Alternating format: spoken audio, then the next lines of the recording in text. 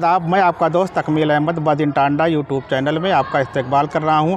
जैसा कि आप सभी लोग जान रहे हैं कि 2023 में शिक्षक एमएलसी के चुनाव होने थे, उसकी सरगर्मियां तेज़ हो गई थी और 30 जनवरी 2023 को इसका मतदान भी होना। इसी के सिलसिले में तमाम जितने भी संगठन हैं, शिक्षक संगठन हैं, जो अपनी पूरी ज़ोर आजमाइश लगा रहे हैं। इसी के संदर्भ में बात करने चल रहे हैं। अटेवा एक ऐसा संगठन है जिसका फुल फॉर्म होता है all teachers employees welfare association.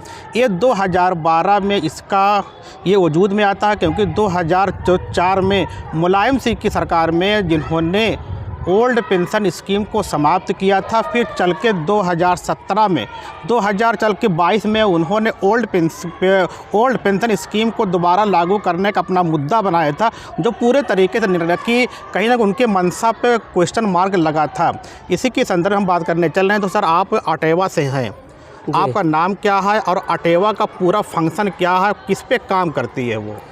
जी नमस्कार, मैं रामबली त्रिशरण, जिला संयोजक पुरानी पेंशन बहाली मंच अटेवा। अटेवा का फुल फॉर्म है all teachers employees welfare association. 2005 में उत्तर प्रदेश में पुरानी पेंशन ख़त्म कर दी गई। तत्कालीन जितने भी संघ थे वो मौन धारण कर लिए और ये बात आ गई पूरे समाज में कि पुरानी पेंशन अब बहाल नहीं होगी, ये कब्र में दफन हो चुका है। और धीरे धीरे एनपीएस कर्मचारियों की संख्या बढ़ती गई और एक समय ऐसा आ गया कि ज़्यादातर कर्मचारी पेंशन विहीन हो गए। इसी दरमियान 2012 के दौरान हमारे प्रदेश अध्यक्ष विजय कुमार बंधु नेतृत्व में लोगों की पीड़ा को समझते हुए एक संघ का निर्माण करते हैं जो सभी के सामाजिक सुरक्षा की गारंटी लेता है। पुरानी पेंशन बहाली मंच अटेवा संघर्ष करते हुए 2016 में लखनऊ के लक्ष्मण झूला मैदान में बहुत बड़ा आंदोलन करता है, जिसमें हमारे एक शिक्षक साथी स्वर्गीय रामाशीष सिंह जी का देहांत हो जाता है। और उस समय तत्कालीन सरकार माननीय अखिलेश यादव जी ने मृतक एनपीएस कर्मियों को पुरानी पेंशन बहाल की और तब से यदि कोई भी एनपीएस कर्मचारी की डेथ होती है तो उनके नॉमिनी को पुरानी पेंशन बहाल की जाती है। किंतु यह मुद्दा एनपीएस का राजकीय या केवल प्रांतीय ना होकर के देश लेवल का है। इसलिए हमारे विजय बंधु NMOPS national movement for old pension scheme के अंतर्गत राष्ट्रीय अध्यक्ष का नेतृत्व करते हुए पूरे देश में आंदोलन चला रहे हैं। अभी माननीय विजय कुमार बंधु जी के नेतृत्व में सबसे पहले राजस्थान के माननीय मुख्यमंत्री अशोक सिंह गहलोत ने पुरानी पेंशन बहाल कर दिया और उनके बहाल करने के उपरांत सर, एनपीएस ओपीएस में आपको इसमें अंतर क्या आपको लगता है? एनपीएस एक तरह से परिवर्तन प्रकृति का नियम है, आपको क्यों आप पुरानी पेंशन ही चाहते हैं? हाँ, एनपीएस में क्या आपको दिक्कत लगती है? एनपीएस एक तरह से कहा जाए तो ये नो पेंशन प्लान है, क्योंकि एनपीएस बाजार आधारित व्यवस्था है। यह पेंशन नहीं बल्कि एक स्कीम है। स्कीम कभी भी चालू की जा सकती है और कभी भी बंद की जा सकती है। इस स्कीम के अंतर्गत अभी तक जितने भी कर्मचारी सेवानिवृत्त हुए हैं, या तो उनको शून्य पेंशन मिल रही है, या तो किसी को 700, किसी को 800, किसी को 500, किसी को 1200, किसी को 1100, किसी को 1300, यहाँ तक कि राजकीय मेडिकल कॉलेज के प्रोफेसर यानी प्राचार्य की 1.5 लाख पेमेंट होने के बावजूद उनकी पेंशन मात्र 4400 पेंशन बनती है, जो एक दिन के वेतन के बराबर भी नहीं है।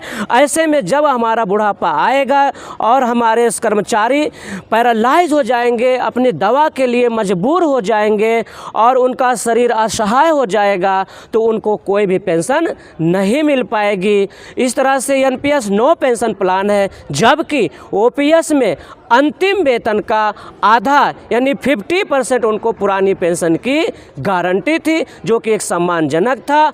और कितने सा परिवार ऐसे हैं कि जिनका परिवार पेंशन के भरोसे ही चल रहा है।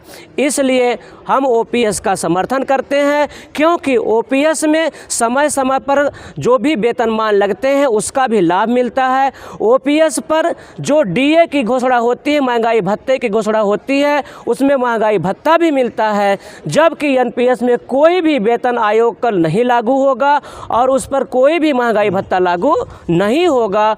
और इसलिए हम एनपीएस का विरोध करते हैं और जो भी पार्टियां हमारे मुद्दे का समर्थन करेंगी हम उनके साथ रहेंगे, वो कोई भी पार्टी हो सकती है। तो इस बार एमएलसी में, शिक्षक एमएलसी में आप लोग किसके साथ जा रहे हैं? आपको क्या लगता है कौन सा एमएलसी का चुनाव लड़ने वाला वो ओपीएस मतलब कि वो आप ओपीएस का समर्थन करेगा? क्योंकि जब हाउस में जाते हैं सब लोग वहाँ पे विलय हो जाते हैं, वो सब सरकार के साथ हो जाते हैं। जब तक ये वो एमएलसी नहीं बनते हैं तब तक वो संघर्ष करते हैं सड़कों पे। हाउस में जैसे ही वो गए फिर वो बात नहीं करते। आपको क्या लगता है कि जिसको आप समर्थन करेंगे वो आपको ओपीएस की बात करेगा? पुरानी पेंशन बहाली मंच अटेवा किसी भी प्रत्याशी के समर्थन की घोषणा नहीं किया है। ये हमारा व्यक्तिगत, क्योंकि हम माध्यमिक शिक्षक के एक सदस्य हैं और वोट देने का हर व्यक्ति को अधिकार है, इसलिए मैं अपनी तरफ से जो उत्तर प्रदेश माध्यमिक शिक्षक संघ एकजुट का समर्थित प्रत्याशी श्री रजनीश पटेल जी हैं, वो ओपीएस के समर्थन में है। इसलिए मैं अपनी व्यक्तिगत हैसियत से रजनीश पटेल के समर्थन में आह्वान कर रहा हूँ। ये मेरा अपना निजी मामला है। तो आप हमारे चैनल के ज़रिए माध्यम से इस चुनाव के अटेवा मतलब क्या कहना चाहते हैं कि लोग किसको वोट करें? क्या मतलब क्या उसका क्या होना चाहिए? अटेवा का एक ही मुद्दा है, जो हमारे मुद्दे को पुरानी पेंशन का समर्थन करेगा, अटेवा उसी के साथ रहेगा, उसी को वोट करे, वो उसी को वोट करेगा। तो ये आपके सामने जो कहने का मतलब पूरे तरीके से अटेवा ओल्ड पेंशन स्कीम के ही पे ही बात करता है और किसी आपको कोई, तो इससे फ़ायदा क्या कोई सामाजिक सोशल लेवल में कमी आती है? यस, बिल्कुल आती है।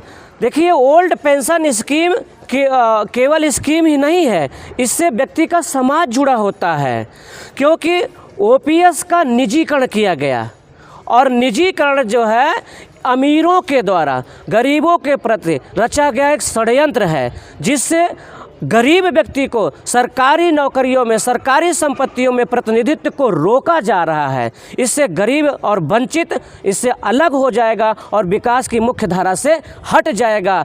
इसलिए हम एनपीएस और निजीकरण का पूरी तरह से विरोध करते हैं और जितने भी निजीकरण जब तक होता रहेगा तब तक अटेवा संघर्ष करता रहेगा। Okay, thanks. फिर मिलते हैं एक नए सेगमेंट में नए टॉपिक के साथ।